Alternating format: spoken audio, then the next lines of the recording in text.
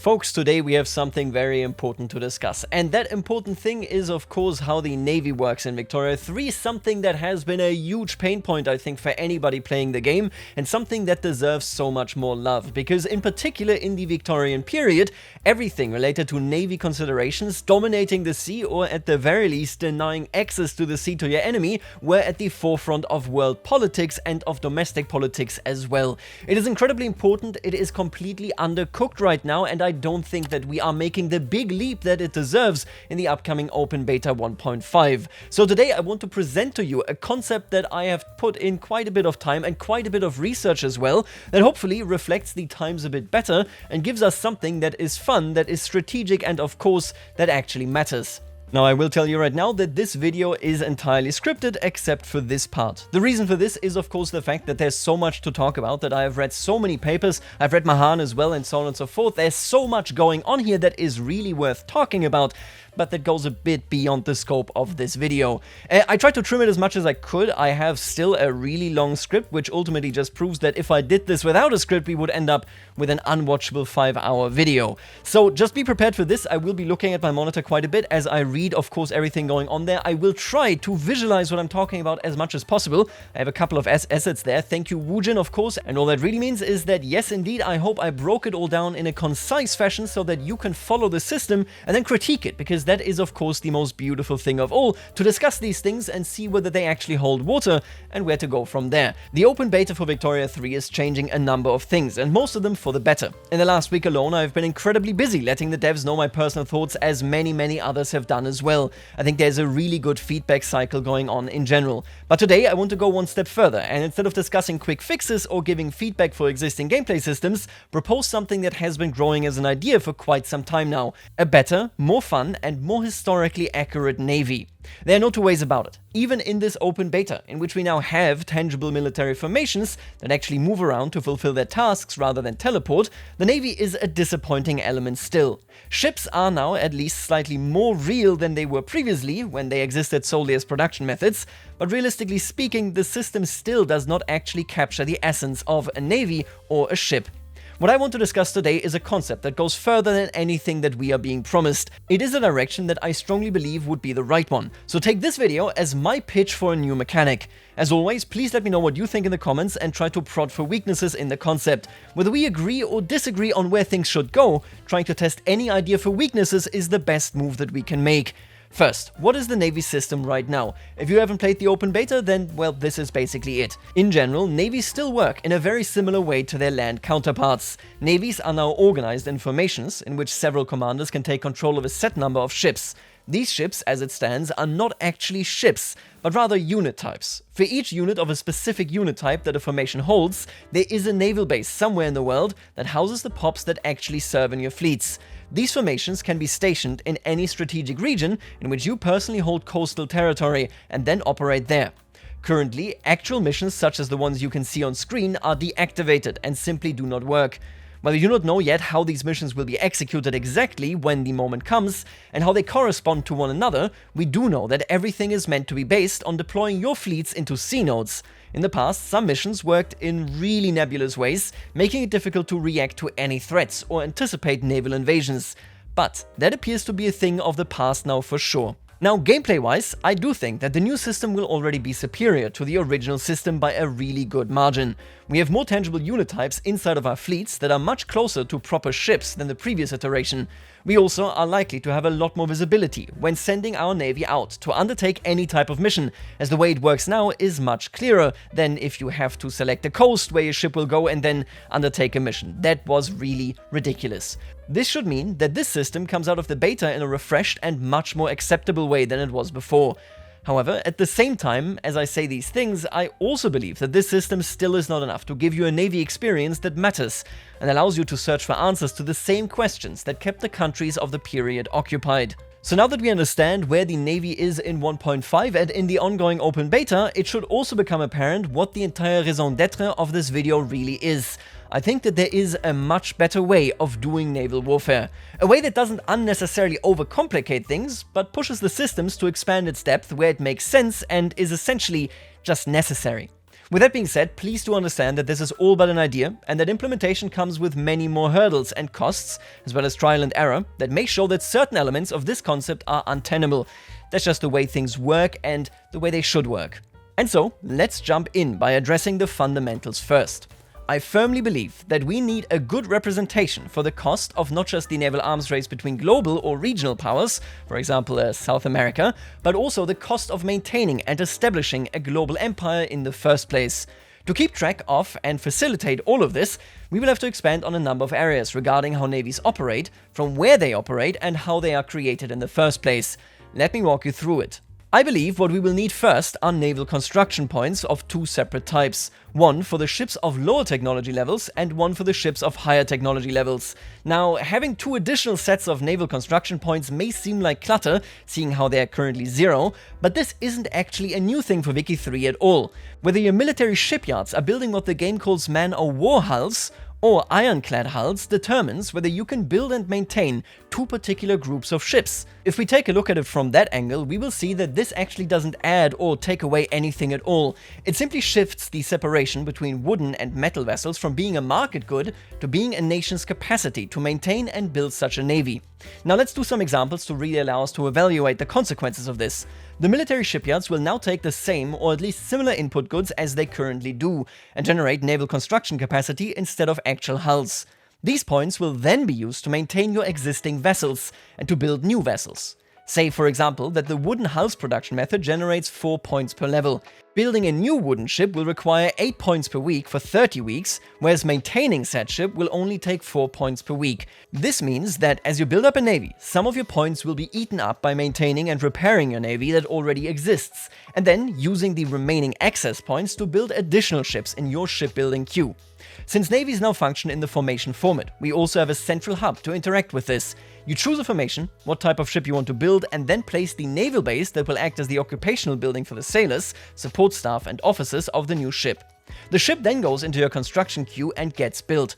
After this, as many levels of naval base as are required to staff the vessel are added to the state you chose earlier, and staff are hired to serve on the newly built ship. This hiring process is what emulates the idea of building a ship in the current build of the game. This can now be stopped, it can now be a normal hiring process because the vessel itself already took ages getting ready to build. But of course, making these changes needs to have a reason. They come with a number of benefits. Firstly, building a navy will now have very transparent cost depictions.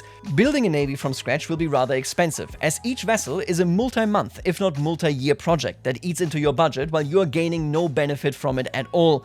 This is directly the opposite of the way it works right now, where building and waiting until your naval base building is full is actually extremely cheap, as you have to pay for neither input nor wages to any meaningful degree until the level that you just built nears being filled. Building a navy and seeing it sunk will actually hurt, as each sunk vessel will now quite literally become a sunk cost that will take years to recover in any meaningful fashion. Stomping in a section of your navy for budgetary reasons will make it much harder to recover what you just threw out of the window later. While we're on this topic, let me just say that I also think that there should be significant bonuses attached to your shipyard construction capacity being relatively busy as much as possible. Shipyards that exist but aren't actually building anything will doubtlessly have less practical expertise when it comes to building vessels cheap and fast. If that is the case, we will also have an incentive for the following idea.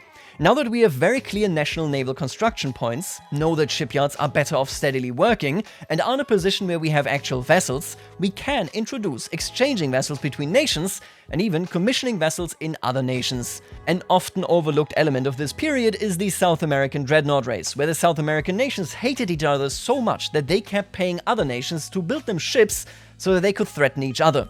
We can do this now. If I am Britain, and I'm in a period of not wanting to build much in my shipyards, but would prefer if they didn't lose their practical expertise with, for example, a throughput bonus or a time bonus or whatever, I could doubtlessly make these shipyards available to foreign nations. So, I could essentially lease out my construction points to Brazil, a friendly nation, to build, say, the Minas Gerais and the Sao Paulo simultaneously, which they did historically and which I definitely mispronounced.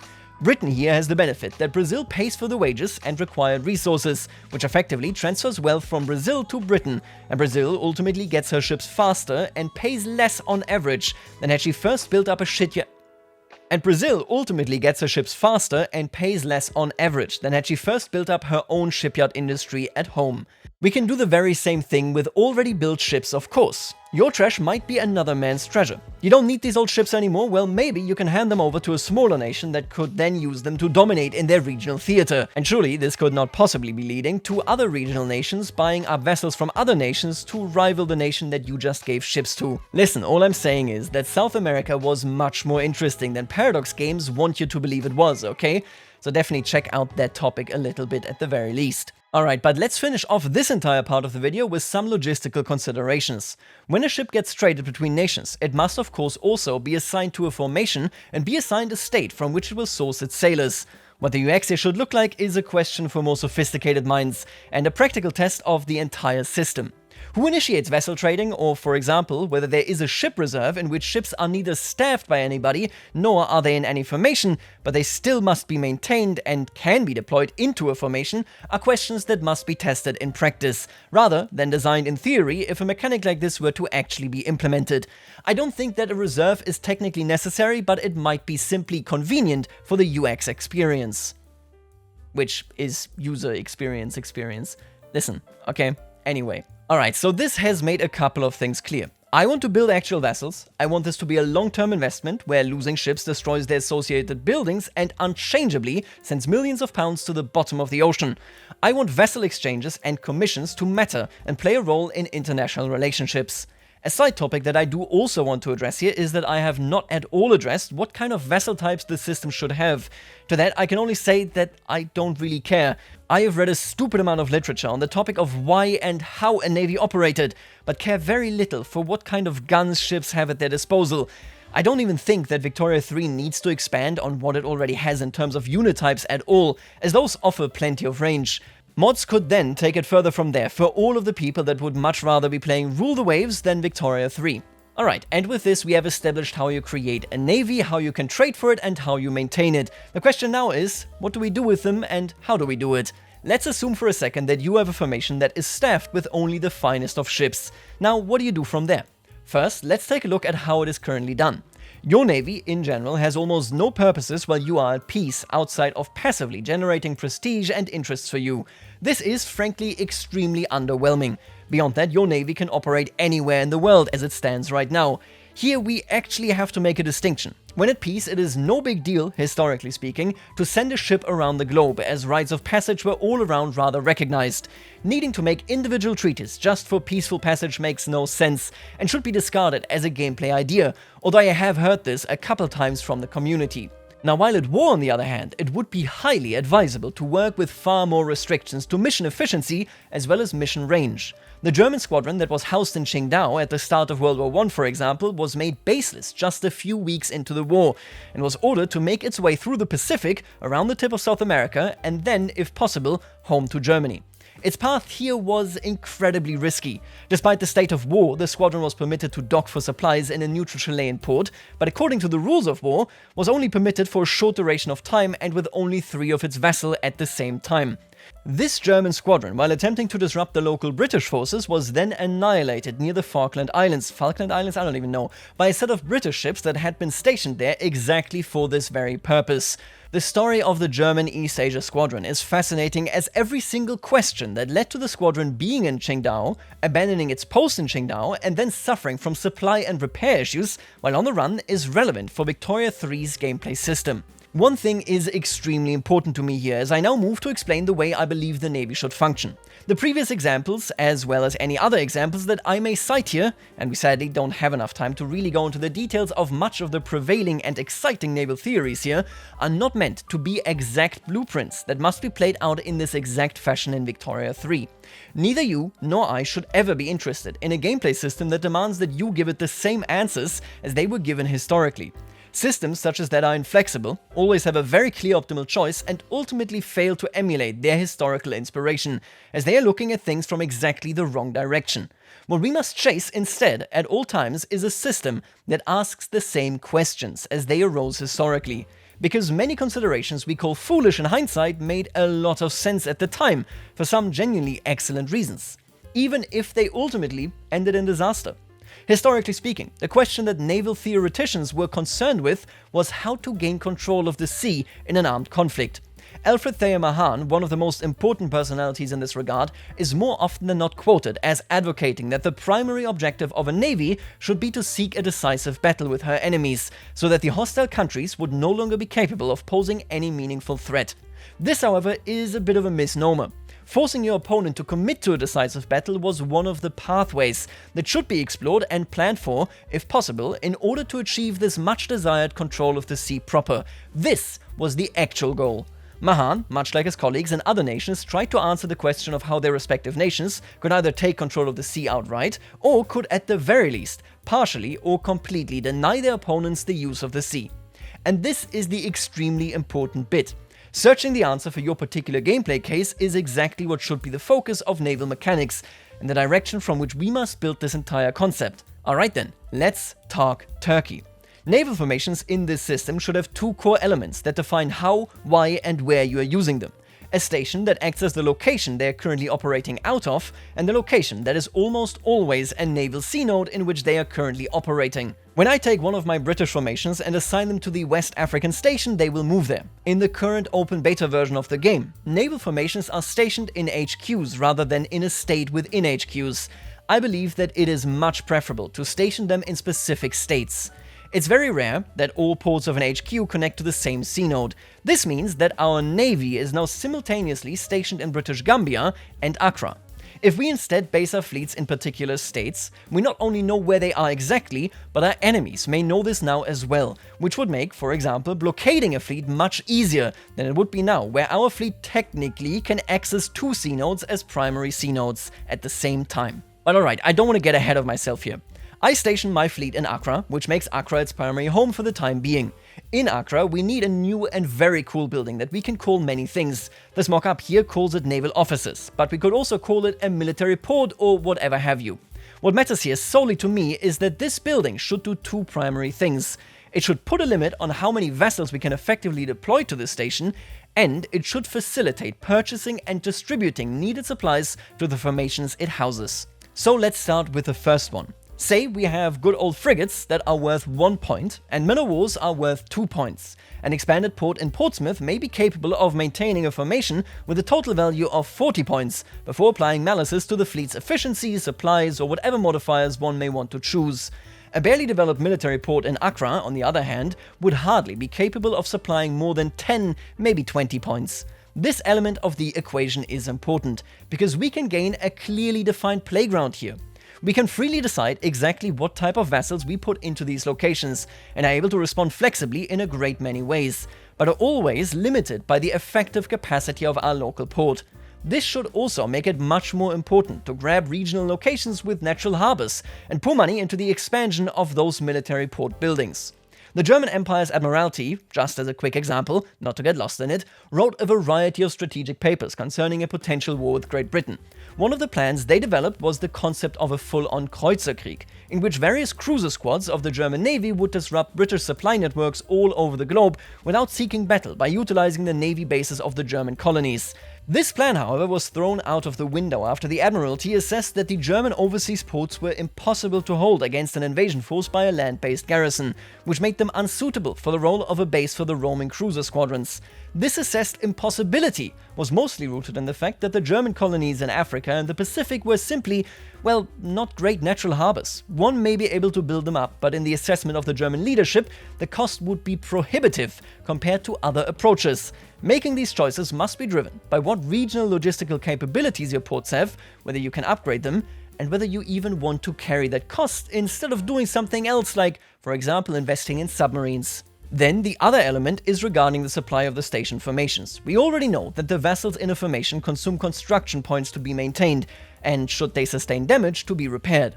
But, of course, they may need other goods such as radios, planes, ammunition, and so on, depending on their vessel type, their mission, and any formation options the dev may give us. I believe that the building that should purchase these goods should be this very same military port building that the formation is stationed in, rather than the building that its sailors are employed in. This way, the supply chain to maintain or disrupt a formation's active mission is very clear to both the player and all of their enemies.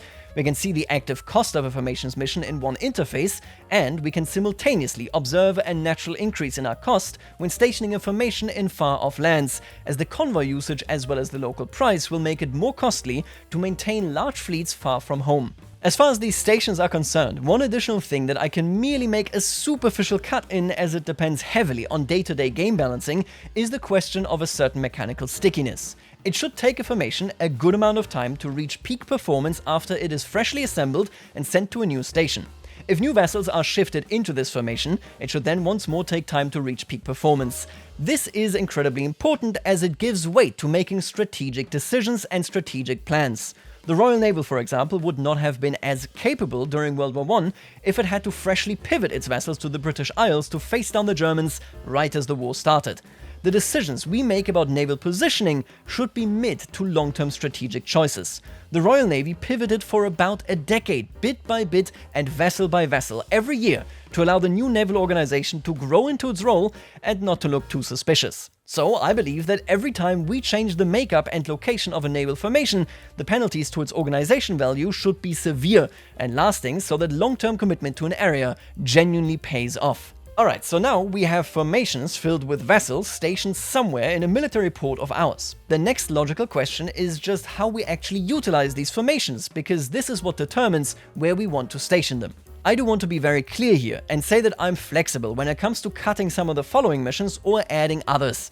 Fundamentally, I differentiate between two mission types only. Missions that necessitate being in range of the formation station to be executed, and missions that do not necessitate being in range of the formation station to be executed, but may benefit from being in range nonetheless.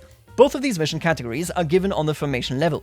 Currently, the Open Beta 1.5 is simply letting you deploy formations to individual C nodes, and what the formations do inside of these C nodes is then determined by the mission the actual admirals have. While that isn't working right in the beta yet anyway, I personally do not actually favor this approach. Instead, I believe that we should be giving missions on the formation level and subsequently tell specific commanders how they should conduct themselves during this formation-wide mission. If a formation is present in a C node, but with 3 different missions for their 3 different admirals, I believe that we will always run into an issue where it is difficult to read how many ships may participate in ensuing battles and how many ships are participating in what mission. This, in my view, is not desirable. Let's explore how all of this works in my mind by discussing the type of missions that do not require your formation to be in range of its station. Currently, having a bigger navy simply gives you more interests in other parts of the world that you can distribute as you see fit. This is an approximation of the effect an active navy has when it comes to asserting your will elsewhere, but I think we can do better.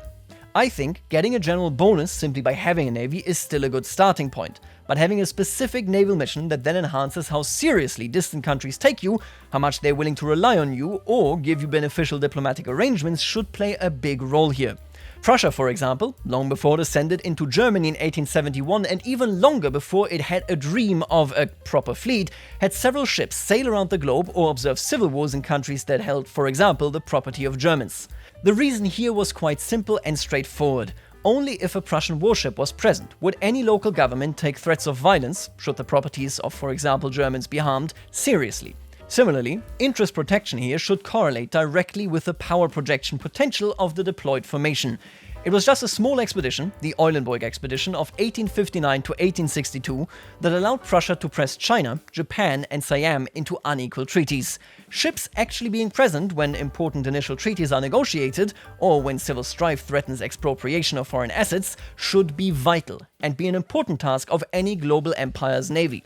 This entire area includes the Perry expedition, the Putyatyn mission, but ultimately any particular case of gunboat diplomacy. This gunboat diplomacy, of course, should then also lean into the subsequent diplomatic play if you don't get what you wanted, and make it so that people maybe then, at the very least, give in much more easily. The next mission could potentially be folded into interest protection or be a submission goal of it: opinion building. Having ships visit and honor foreign governments should play an important role when it comes to tightening relations and diplomatic presence in a region past the simple threats of the aforementioned gunboat diplomacy. Whether this deserves its own mission type or not is up for debate, but I think that there is an interesting element to this, as specifically for positive diplomatic relationships, this particular mission could offer a safe haven for all of your old, useless sailboats in the late game. Instead of selling or scuttling them, you could simply send them on missions that make people extra happy to see your monument to your own history in ship form, giving them value even in the endgame as traveling prestige pieces. Frankly, I think there should be an achievement for a country gathering the old sailing ships of all great powers and then just moving them around the globe for prestige purposes, but that's just me. The next mission is incredibly important, although it won't see its full potential until the entire area gets a facelift: colonization support. Ships played an incredibly vital role in the early stages of the colonization of Africa by outside powers as well as more distant areas such as the Pacific Islands. They would be busy mapping the coast and islands in full, gathering information on the native population, their societies and their power structures, and supporting private mercantile operations, subsequently declaring the claim of their home nation at any selected region directly. This peacetime occupation of navy formations should play a big role in how quickly and how effectively you can claim territory of decentralized nations. Instead of countries with higher populations simply eating their way through decentralized areas, this should be a process enabled and supported by a relatively costly naval presence. It should impact how quickly you can build a claim to an entire state region's territory in the eyes of the world, lead to competing claims with other nations, reveal favorable state conditions as well as resource deposits to you, and then directly aid in establishing actual control over these territories. Now the next mission is one we already have: naval invasion support. I don't really want to spend too much time with this mission. I believe that, for example, naval invasion support as it currently is should not at all depend on the accompanying navy formation when it comes to its efficiency, but that is a completely different topic. Naval invasions in 1.5 work fine, all things considered, so let's just leave it at that. Naval invasions, although obviously not at the in-game scale, have occurred without local naval bases frequently in this period, so they fit in perfectly without a range limitation of any kind. Although, of course, the mission efficiency should be increased if the formation is familiar with the invasion area, meaning in range of its station. The last two missions in this category are covering areas that, similar to colonization, deserve a more thorough underlying overhaul as is.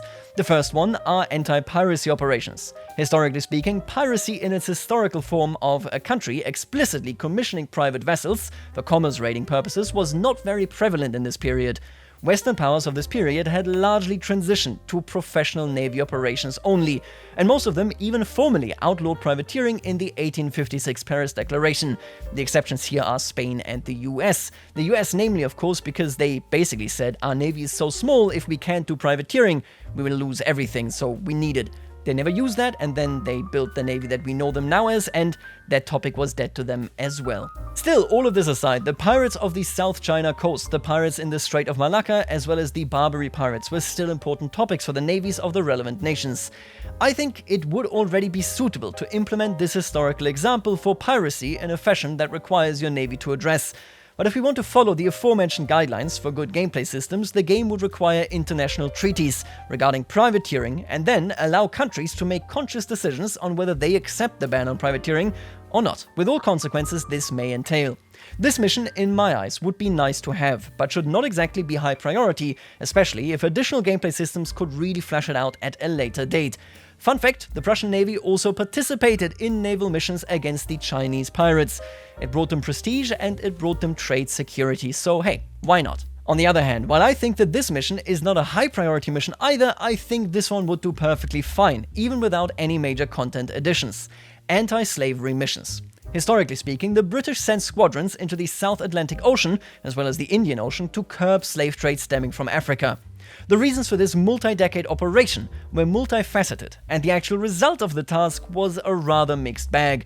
Nonetheless, I think that this is a perfect example for a peacetime naval mission that should generate prestige, potentially give positive approval from anti-slavery interest groups and anti-slavery countries, limit the growth of slave pops in, for example, Brazil, and ultimately lead to a confrontation between the slave trading nations as well as the nation doing the anti-slavery missions. Currently, there is very little reason outside of roleplay to ever use the banned slavery war goal. If one combined it with his mission, actually pressing a slave trading nation to change their laws by accepting your demands or by losing a war to you would be the end result of anti-slavery operations, give you a lot of prestige and certainly indeed an effect on the world. This mission type, while being specifically designed for the existing transatlantic slave trade as well as the Ottoman slave trade, would also be flexible enough, right now, to lead to confrontation with any nations that were to reintroduce slave trade, since you simply stop the slave trading and the game can then select any nation that does slave trading from the list of them that exist to give you a bit of confrontation. All of the missions that I have just discussed rest on the principle that they can be executed in any eligible sea node, but will get a higher efficiency and success effect if they are executed within the range of the formation's naval station. This means that you can do all of these things even if you are not a globe-spanning empire. But the globe-spanning empire will simply be much better at them by having local squadrons execute the mission. Indeed, the Prussian Navy pressured various countries, improved opinions, observed the opening of the Suez Canal, participated in anti-piracy missions near the Chinese coast, and began colonization procedures despite absolutely having no hint of a globe-spanning empire. But the ones that did it better at all turns were the French and the British, seeing how they had local squadrons that knew the area they were in. The local countries, people, and of course, simply had more experience. The second category of missions, as mentioned previously, differs in this particular aspect. To even select them for your formations, when placing the formation in a sea zone, the formation must be within the range of their station. This works in a very straightforward way. Whereas the size and quality of your station determines how many vessels it can service at any given point in time, the technology level of the vessels you build and put into your formation determines how far away your formation can execute these types of missions. Early vessels can operate in the sea node directly adjacent to their station's state, as well as one sea node further. Mid-tier vessels can then operate in that area, plus an additional sea node of distance, and the most advanced vessels can operate in their home node, as well as 3 additional nodes of distance. I can even see a case that specific laws or a lack of naval organization could lock a formation to only be operable in their home sea node. The Great Qing, for example, did not have a unified navy at the time of the First Opium War, and instead relied on its internal provinces to organize regional fleets and relied heavily on privateering. While Victoria 3 does not capture this level of power devolution, having the peasant levy law, for example, could make it so that your fleets fundamentally can only operate in their home nodes as they are viewed as regional fleets no matter what.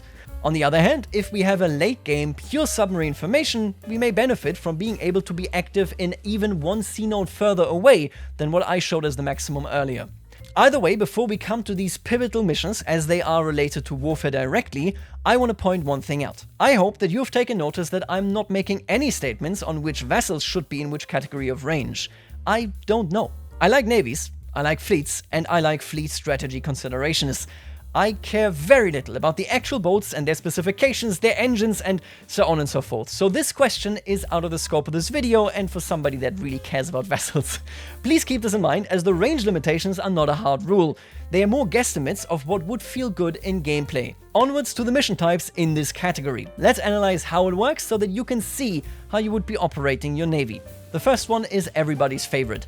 Anchored. Yes, I believe there is a valid and needed type for when your navy is literally just sitting in your harbor. You may think that this is the opposite of a mission type, but I would very much disagree. The concept of a fleet in being, so a fleet that serves a role simply by sitting in port, is very important throughout the majority of Victoria 3's time period. The Germans desired to keep the British Navy occupied so that German submarines could raid British convoys undeterred, taking away the option of Britain using the sea properly. Mahan, the previously mentioned genius, developed a plan in the 1890s for the possibility of war between the USA and the British Empire breaking out. Seeing how the American Navy was far inferior, his plan was to sit in a port such as that of New York, and either bind the British Navy to blockade this dangerous port in such a fashion that other American ports could still freely trade, or, should the British decide to split their forces to blockade the rest of the ports, Mahal wanted the American Navy to break out of their port and then promptly destroy the naval stations of the British in Canada to end their naval supremacy and access in the Western Atlantic Ocean, once and for all. Towards the end of the Victoria 3 period, as bombing raids of port installations became much more viable than ever before, the fleet in being strategy lost its potential. But it was a reliable strategy until then. So, in most Paradox games, being anchored simply means that you literally do nothing of value. This is, of course, also currently the case in Victoria 3. I believe that with a setup as this would be in this concept, being anchored could become a much more strategic threat. The second mission in this set is the broadest mission type, and it is just that for a very good reason: patrols. This mission type is the default wartime mission outside of simply being anchored, and it should be semi-automated, as it is more of a reactive interaction than a proactive stance. This mission is effectively a combination of the game's current patrol and convoy protection missions, as the tasks here are not actually fundamentally different in their nature. Its purpose is to act as a swift counter to any aggressive actions of your opponents. One of the massive drawbacks of the current naval system, regardless of all other criticism that it may rightfully deserve, is quite simply that it forces you to engage in a cat and mouse game. When your opponent is raiding in a sea node, you must deploy your fleet to that very same sea node. If the opponent then notices that your fleet has appeared, they can simply move their raiding fleet into a different sea node, and you have to manually change your assignment in response as well. This can be extremely bothersome. I absolutely detest it. So, instead, this assignment enables the selected formation to self-deploy into any node in its range in which a hostile country has deployed one of its own formations, for whatever reason. Surely, even passing through would qualify here, although the developers appear to have plans for a fog of war themselves that could naturally play into when and how your navy registers a threat. I would like it if we could play around with some type of parameters here as well, so that fleets with this order stay in port if the reports of the hostile fleet indicate that said fleet would absolutely destroy them. I would also like it if we could, for example, prioritize certain sea nodes in case there are more than one hostile engagement in them. But I think that this is not the most pressing issue, all things considered. A passing hostile navy, a raiding hostile navy, a blockading hostile navy, or a navy giving naval support to an invasion force will push your naval formations with this mission to take action, rather than needing you to assign your fleets to individual sea nodes when spotting hostile formations. This makes it so that you can sustainably run a globe-spanning naval empire without needing to babysit your regionally distributed formations. Tying this action specifically to the range of your naval station also makes it so that we now have an easy path for your opponent to understand what kind of fleet they would be facing if they got active in a particular sea node, or another as long as they actually have access to that level of information to begin with. Enabling players and the AI to understand the potential hostile force that they may encounter is absolutely pivotal to make naval gameplay interesting and balanced. Right now I can threaten Japan with my navy and they will always be afraid, even if I'm in England. Right now, fleets can show up out of nowhere and completely eviscerate you without you being capable of analyzing this prior to it occurring. If we tie it all to naval stations, it becomes a lot more transparent. The remaining mission types are all very proactive, and with that directly play into a confrontation with the naval forces that will by default be on a patrol mission. First, we have commerce raiding. Commerce raiding is the most classic form of naval interference with the enemy supply lines without seeking open confrontation, and should function not all too differently from how it currently functions in the game. One thing of note here is that, in the absence of radar technology in this time frame, commerce raiding on the open sea is a nigh futile endeavor. While World War I saw an extensive commerce raiding campaign by German submarine squadrons, their activity was almost exclusively limited to areas near the coast, as finding any ships on the open ocean was quasi-impossible for anybody, not just for submarines. This means that coastal regions should be the main target of the commerce raiding operation. But let me highlight really intensely here that I primarily want to mention this as a bit of a footnote for any future expansion of this gameplay feature, seeing how the effectiveness of coastal operation is effectively true for every single naval operation in this time frame. Genuine and pure blue water engagements with the Navy simply were not fully viable until raiders were invented that could assist in finding hostile ships in the open sea in the first place, and even then, in World War II, it was damn difficult. So, let's just put a pin in this discussion for a later time and acknowledge for the time being that commerce raiding should have a similar, if not the same effect as it does now, but with a caveat that any battle being started between a patrolling formation and a raiding formation should give the raiding formation the goal to simply leave the battle as soon and unharmed as possible. Second, we have blockades, and I absolutely love this topic. Blockades have long been requested, and yet, because of the way trade works and travels through sea nodes, have been a bit of a headache in the design department. Firstly, and this glosses over some of the historical details, we must make one thing clear. A blockade in the context of the Victorian era is a legal concept more than a concept of warfare itself. Whereas, for example, commerce raiding is a direct act of aggression in which hostile ships are raided or even sunken, establishing a blockade establishes a legal reality for trade in those areas. For a blockade to be established, the blockading force must believably be capable of erecting an effective blockade, that is the legal definition, meaning that it reasonably can be assumed that the blockading force can render egress and ingress of the blockaded area dangerous for passing vessels. As soon as this state has been reached by a sufficient fleet, there is a legal expectation that the blockade must be respected, even by neutral nations. So why does this matter? It matters because commerce raiding only cuts into the flow of goods, and there it primarily does so for trade routes controlled by the actual hostile nation, rather than by other neutral countries. We can talk about raiding neutral countries as well, but that's a whole different debate. Blockades differ significantly here. If you can establish a blockade, all trade through these ports that you are blockading halts, unless the blockade were to fall apart and be rendered ineffective, giving way to legal trade once more. This means that any blockade that is ineffective is no blockade at all, making blockades intense and dedicated sea strategies, whereas commercial raiding works even if it doesn't shut down sea trade altogether. Alright, and with that knowledge, let's put this into a game mechanic. I want to differentiate between two types of blockades here, the standard coastal blockade and the full blockade of a selected sea node. By default, blockading occurs on the sea node level and impacts all ports that are adjacent to the chosen sea node. The more hostile port-related buildings there are, and the higher the level is, the more blockading force you need. Certain vessels ought to be better than others, depending on the technology present. For example, Britain required a massive amount of vessels to sustain a distant blockade in World War I, as a close blockade of the German coastline directly would have been too risky for surface vessels, even though it would have required fewer vessels. A different British strategy, as suggested by the legendary Jackie Fisher years before the war, could have been to establish a close blockade of the German Empire with dedicated blockade submarines that are not in immediate danger by the German coastal defenses, leaving the British surface fleet to dominate the seas much more freely than it historically could during World War I, as it was tied up with the distant blockade. These types of considerations should be reflected in how much any particular vessel type contributes to a blockade, etc., etc. There's plenty of space here and we can do a whole lot of funky things. The second type of a blockade is a genuine and full-on blockade of a particular sea node. So instead of, for example, needing to erect local coastal blockades in these three sea nodes here to get rid of all German trade in the sea, you can simply expend even more resources in this one sea node right here and stop any trade with hostile ports and hostile formations to pass through the sea node in either direction.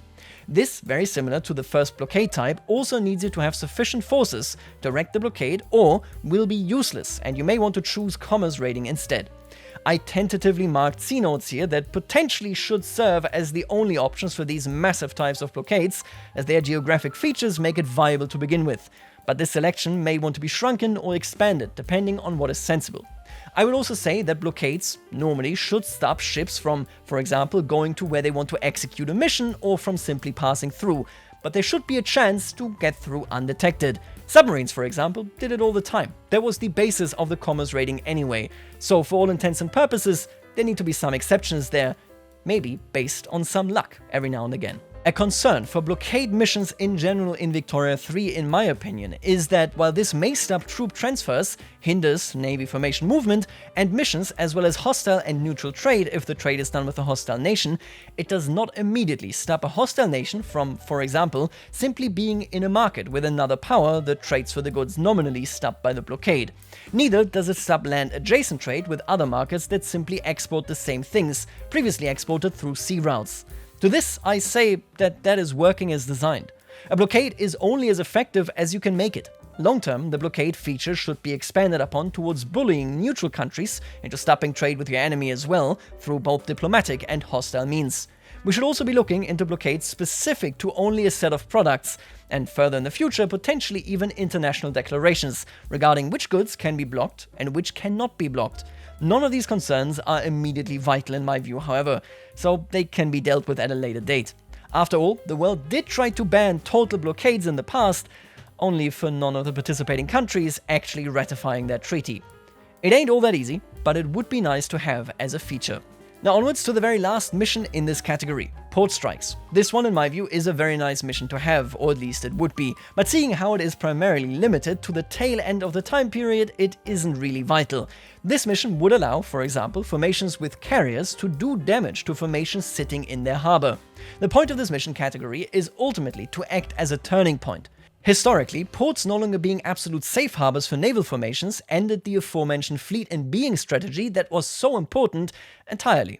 This is interesting as it turns around the entire dogma of late-game Navy engagements. If I can't simply wait it out in port until an opportune moment arrives and I am at least binding a navy to, well, watch me, I will have to find other ways to contest my enemy's naval dominance. Trust me, there's a good reason that in World War I and World War II, submarines were the answer from the German perspective, and not necessarily from all others. Alright, and so we now have all these strategic considerations laid out before us. Once more, please take note that we are completely skipping over how exactly battles should go down, which stats and values come with which vessels, what formation options may make sense and how they interact with the values of a hostile fleet, as well as what kind of stances commanders should have access to when a formation executes a general mission. Those considerations are incredibly important, but they also occur on a different layer than the fundamental strategic design of the naval system.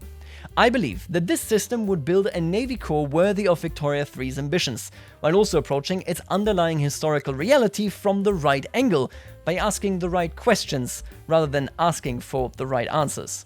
It introduces a much more trackable and awfully tall cost of maintaining a navy, and with it a global empire. It clarifies mission structure and limitations to deploying one's force to distant theater.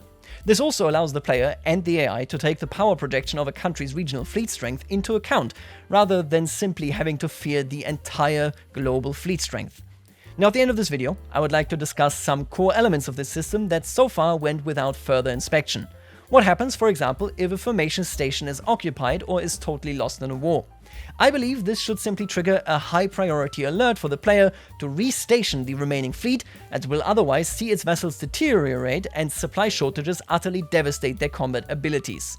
This is effectively exactly what happens with the German East Asia Squadron, for example. Another good question is how my naval formations interact with allied and vassal stations that I could utilize. In general, a consent system and an intention declaration system here would be ideal. It is very important that your useless South African vassals does not shift its formation into your military bases in India, taking up space that would otherwise be utilized by your ships just because it wants to help you in a war. For the time being, I would argue a simple mechanic in which the Overlord's ships simply take precedence would suffice. Historically, the British were in complete control of South African, Indian, Australian and Canadian naval security until they willingly shifted it over to those countries, so that the costs of the entire ordeal would fall to them instead. This should not actually be hard to do, but it needs a clear alley of communication, of the Overlord abandoning its stations and handing the responsibility to secure those waters over to the colonial subjects. Gameplay-wise, the Overlord could currently, to make it simple, simply take a leased port from their subjects, establish the naval station there, and hand it back over once the Overlord desires the subject to run the show themselves. Now, last but very much not least, let's test this entire ordeal on some examples. If you're Russia, you will suddenly find yourself having an incredibly intense interest in other ports, because, well, the northern ones freeze over all the time, which lowers the expected naval capacity that you can have in those areas. And most importantly, both the Black Sea and of course the Baltic Sea can be blockaded fairly easily, fully isolating you. On the other hand, any other great power will have an incredible interest to stop you from getting those ports that you so much desire. If we take a look at the Japanese-Russian War of 1904-1905, we also have a quite easy example right here. The Japanese Navy is blockading Port Arthur, making sure that those ships cannot go out and roam and indeed, for example, do some commerce raiding. On the other hand, the Russians are trying to reinforce their forces by breaking the blockade as they ship their fleet from the Baltic Sea over to Port Arthur by restationing them. That fleet arrives, gets into a battle and gets completely eviscerated because it is new in this region, has no experience and is just in a really bad state. This means that the blockade of Port Arthur is now absolutely safe and, well, naval supremacy has been achieved for Japan. If you play as Britain, you may look at this as your starting naval range where you can do your missions, then you will establish new formations, you will shift them around wherever you have important business to do, whether that is building influence, whether that is protecting your interests, and of course building a colonial empire. And then most importantly, at some point you can centralize into way fewer naval stations as your ports get better and your ships get a better reach. Building a global empire is entirely feasible here. In a world where the British, for example, don't actually have a global empire because, let's say in the 1840s, they completely destroyed themselves and fell apart as a nation, things will be much more open as nobody else comes even close to the global influence that they have. Instead of needing to play fleet in being whenever you challenge the British, maybe the Germans instead go ahead and actually seek out the decisive battles very, very actively. Stuff that I haven't talked about here are things such as, for example, minefields and so on, because they cover a fairly short amount of time. That doesn't mean they're not important, it just means it's kind of the cherry on top rather than anything else. Now, this is my idea. We will have complete vessels, we will have naval construction points that we can loan out to other nations. That is in our interest and makes those nations stronger as well and potentially rely on us. And this entire system, of course, with the vessel types, with the strategies, with the mission types, and which vessels are executing these mission types, can also feed into, you guessed it, you know I was going to say it, a type of military academy that determines the actual doctrine of your nation to bring further nuance between you and other great powers. This was way too long. I've had a great time writing it, by which I mean I had an awful time writing it, and I firmly believe, I'm gonna lean myself out of the window here like this, I firmly believe that this is a good concept, and I want to know what you have to say, whether it is positive or negative, because, my god, I would like to play with this concept in Victoria 3. Anyway, be that as it may, see you in hell.